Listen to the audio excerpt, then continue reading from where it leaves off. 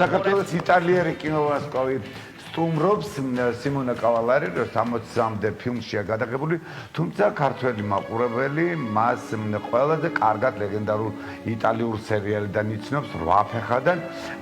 გვახსოვს სახელოვანი იტალიელი არტისტი, იტალიის საელჩოს მხარდაჭერით ჩამოვიდა, გუშინ ყვავილში ბრძანდებოდა გენაცვალე და ღვინის ეზოს ნომერ 1-ს ეწვია, სადაც ქართული სტუმარ მასპინძლობის ტრადიციულ ღვინის წარმოებასა და გასტრონომიას გაეცნო.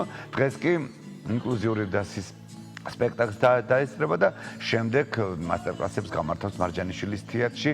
ჩაატარებს სიმონა კავალარი საქართველოს საქველმოქმედო ფონდის ცხოვრება შვენიედრიას მოწვევით სტუმრობს საქართველოს. მოკლედ ნახოთ ახლა ჩვენი სიუჟეტი.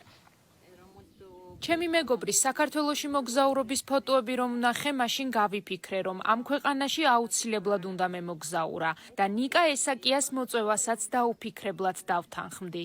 ეს საოცარი ადგილი კი ღვინის ეზო ნომერი 1-ია, სადაც ახლა ვიმყოფები. ძალიან მაგონებს ჩემს ბავშვობას სარდინიაზე, სადაც ოჯახის წევრები ვიკრიბებოდით. ბაბუამ ყავდა მწყემსი, ერთად ვაყენებდით ღვინოს, ყრებდით პომინდორს. აქაურობა ეს ყველაფერი ძალიან დიდ სიამოვნებას მგვრს. ძალიან კმაყოფილი ვარ. ეს პროექტი მაინც არის განსაკუთრებული, იმიტომ პირველი არის ჩვენი ფონდის მხრიდან, რომ იტალიელი კინოვარსკვლავი ჩამოვყენეთ საქართველოში.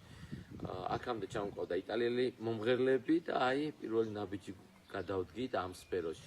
დარწმუნებული ვარ, რომ იქნება ძალიან წარმატებული, ეს ქალი არის უკვე აღფრთოვანებული საქართველოში, თავს გრძნობს როგორც საკუთარ სახლში და თავარი ფრაზა რაც ამ ქალბატონმა გამოთქვა და გვითხრა ჩვენ იყო ის რომ მადლობა რომ დამპატიჟეთ საქართველოში.